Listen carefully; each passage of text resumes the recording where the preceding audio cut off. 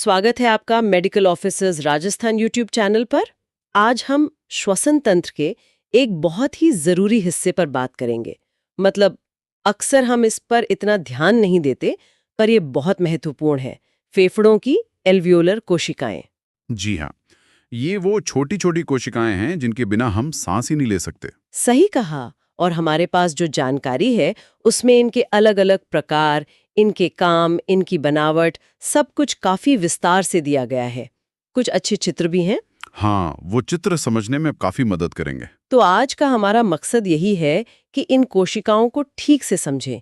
ये कितनी तरह की होती हैं, क्या करती हैं और हमारे फेफड़ों के लिए इतनी जरूरी क्यों है। चलिए इस पर बात करते हैं। जरूर। तो सबसे पहले आती हैं टाइप 1 न्यूमोसाइट्स।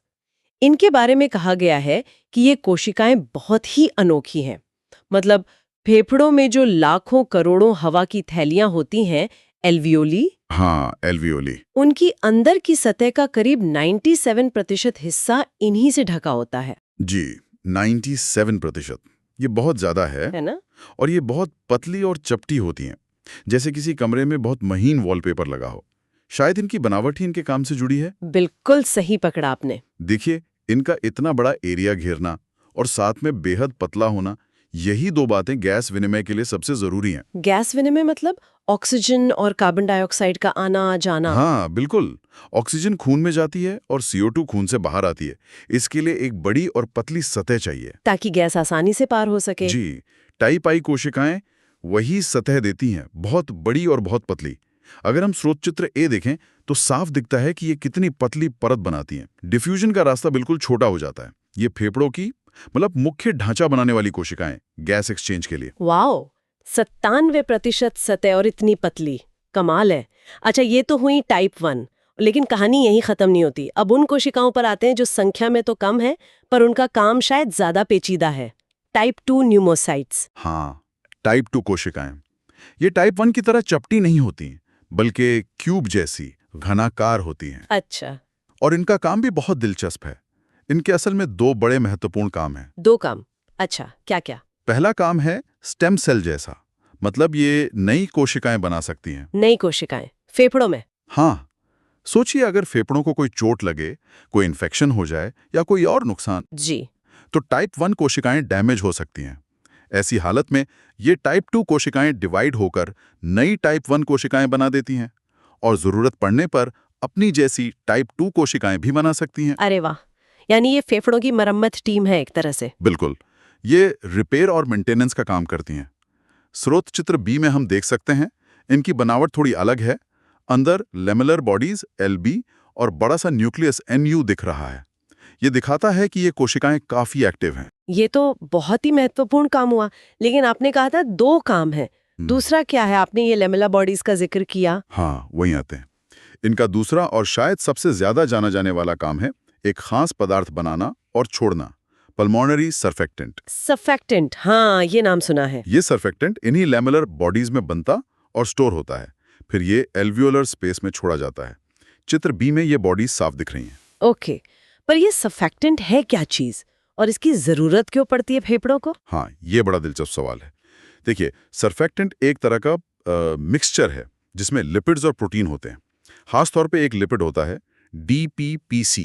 DPPC, हाँ। इसका मुख्य काम है एल्वियोली के अंदर जो नमी की पतली परत होती है, उसके सतही तनाव यानी सरफेस टेंशन को कम करना। सरफेस टेंशन, हाँ, पानी वाला। हाँ, कुछ वैसा ही। देखिए, लैप्लेस का एक नियम है, वो कहता है कि किसी गोले के अंदर दबाव उसकी सतह के तनाव पर और उसके साइज पर निर्भर करता है। P = 2TR। अच्छा। तो जो छोटी एल्वियोली होती हैं उनकी त्रिज्या कम होती है, इसलिए उनमें पिचकने की टेंडेंसी ज्यादा होती है, खासकर जब हम सांस बाहर छोड़ते हैं और वो और छोटी हो जाती हैं। ओह। सर्फेक्टेंट इसी सरफेस टेंशन को बहुत कम कर देता है। इससे एल्वियोली को खुला रखने के लिए कम दबाव की जरूरत पड़ती है और वो पिचकती नहीं है। यानी सर्फेक्टेंट ना हो तो हमारी हवा की थैलियां पिचक जाएंगी सांस छोड़ते ही। बाप रे, फिर तो सांस लेना कितना मुश्किल हो जाएगा। बिल्कुल, ये पिचकने से बचाता है, जिसे एटेलेक्टेसिस कहते हैं। साथ ही ये फेफड़ों को फैलने में मदद करता है, यानी कंप्लायंस बढ़ाता है और सांस लेने में लगने वाली मेहनत को कम करता है। इसकी अहमियत और समझ आती है जब हम इसके बनने के समय को देखते हैं। गर्भ में बच्चा जब होता है तो सर्फैक्टेंट बनना लगभग 20वें हफ्ते में शुरू होता है। अच्छा, इतनी जल्दी है? हाँ, पर पूरी तरह से मैच्योर लेवल तक पहुंचने में करीब 35 हफ्ते लग जाते हैं। 35 हफ्ते? जी, और इसके बनने के लिए ग्लूकोकॉर्टिकॉइड्स नाम के हार्मोन बहुत जरूरी हैं। यही वजह है कि जो बच्चे समय से बहुत पहले पैदा हो जाते हैं, खासकर 35 हफ्ते से पहले, हाँ, प्री टर्म बेबीज। उनमें अक्सर सांस की तकलीफ होती है, जिसे रेस्पिरेटरी डिस्ट्रेस सिंड्रोम या आरडीएस कहते हैं, क्योंकि उनके फेफड़ों में सर्फैक्टेंट पूरा बना नहीं होता। ओह, तो ये है वजह। ये तो बहुत ही अहम जानकारी है, खासकर उन बच्चों के लिए। अच्छा, तो टाइप 1 हो गई गैस एक्सचेंज के लिए, टाइप 2 मरम्मत और सर्फैक्टेंट के लिए, लेकिन कोई और भी तो होता है वहाँ एल्वियोलर स्पेस में? हाँ बिल्कुल। तीसरी महत्वपूर्ण कोशिका है एल्वियोलर मैक्रोफेज। इन्हें डस्ट सेल्स भी कहते हैं। डस्ट सेल्स, यानी धूल साफ करने वाली कोशिकाएं। हाँ, एक तरह से ये फेफड़ों के इम्यून सिस्टम की पहली रक्षा पंक्ति हैं। ये एल्वियोलाई में घूमती रहती हैं। इनका मुख्य काम है फैगोसाइटोसिस। फैगोसाइटोसिस मतलब बाहर से आए कणों को निगल जाना, हम्म। जैसे धूल, बैक्टीरिया, वायरस या कोई भी फालतू चीज जो सांस के साथ अंदर चली गई हो, उसे पकड़कर खत्म कर देना। ये फेफड़ों की सफाई और सुरक्षा टीम है। अच्छा, तो ये सिर्फ सफाई कर्मचारी हैं? नहीं, इनका रोल इससे कहीं ज्यादा बड़ा है। सफाई तो करती हैं, साथ में ये इम्यून सिस्टम को रेगुलेट भी करती हैं। वो कैसे? जब ये किसी बाहरी कण या दुश्मन जैसे बैक्टीरिया से मिलती हैं, तो ये कुछ केमिकल छोड़ती हैं, साइटोकाइंस, कीमोकाइंस। ओके। ये केमिकल दूसरी इम्यून कोशिकाओं को वहां बुलाते हैं, जैसे कि चलो भाई यहाँ लड़ाई है, मदद के लिए आओ। तो ये पूरी इम्यून प्रतिक्रिया को शुरू करने और कंट्रोल करने में मदद करती हैं। ये कुछ एंजाइम भी छोड़ती हैं जो टिश्यू की मरम्मत में काम आते हैं, पर कभी-कभी नुकसान भी कर सकते हैं। तो ये सफाई भी करती हैं और खतरे का अलार्म भी बजाती हैं। क्या इनसे किसी बीमारी का पता लगाने में भी मदद मिलती है? मतलब मेडिकली ये इंपॉर्टेंट है? हाँ बिल्कुल। एक बहुत जरूरी चीज है हीमोसिड्रिन वाले मैक्रोफेज। हीमोसिड्रिन होता है आयरन, जो हीमोग्लोबिन के टूटने से बनता है। अच्छा। अगर किसी वजह से, जैसे हार्ट फेलियर में फेफड़ों में पानी भरने से, पल्मोनरी इडीमा या फेफड़ों में खून बहने से, एल्वियोलर हैमरेज में लाल रक्त कोशिकाएं यानी आरबीसीज एल्वियोली में आ जाती हैं, जी। तो ये मैक्रोफेज उन्हें खा जाते हैं। उन आरबीसीज के टूटने से बना आयरन इन मैक्रोफेज में जमा हो जाता है। ओह। अगर बलगम की जांच में या बीएएल फ्लूइड में ऐसे मैक्रोफेज मिलते हैं जिनमें आयरन जमा है, इन्हें हार्ट फेलियर सेल्स भी कहते हैं, तो ये इन बीमारियों का एक पक्का संकेत हो सकता है। तो ये हमें फेफड़ों के अंदर क्या चल रहा है इसकी खबर भी देती हैं। वाह। तो हमने तीनों मुख्य खिलाड़ियों को समझ लिया। टाइप 1 गैस एक्सचेंज की सतह, टाइप 2 सर्फैक्टेंट और मरम्मत, और मैक्रोफेज सफाई और सुरक्षा। तो इन सबको मिलाकर देखें तो मतलब क्या निकलता है, इनका आपस में क्या कनेक्शन है? मतलब ये है कि हमारे फेफड़े ठीक से काम करें, इसके लिए इन तीनों का मिलकर सही तालमेल में काम करना बहुत जरूरी है। एक बहुत ही नाजुक संतुलन है। कैसे? देखिए, टाइप 1 तभी अच्छे से गैस एक्सचेंज कर पाएंगी जब टाइप 2 सर्फैक्टेंट बनाकर एल्वियोली को खुला रखेंगी और जरूरत पड़ने पर मरम्मत करेंगी। हाँ, सही है। और ये दोनों अपना काम तभी ठीक से कर पाएंगी जब मैक्रोफेज बाहर से आने वाले खतरों और गंदगी को साफ करते रहेंगे। सब एक दूसरे पर निर्भर हैं। बिल्कुल। सर्फैक्टेंट का रोल, जैसे हमने लैप्लेस-किनियन से समझा, वो फिजिक्स के लेवल पर एल्वियोली को स्थिर रखता है। अगर किसी एक कोशिका के काम में गड़बड़ी हो तो पूरा सिस्टम बिगड़ सकता है, जैसे हम फेफड़ों की कई बीमारियों में देखते हैं। हाँ, जैसे आपने आरडीएस का बताया या एआरडीएस होता है। एआरडीएस में तो टाइप 1 और टाइप 2 दोनों को बहुत नुकसान पहुंचता है।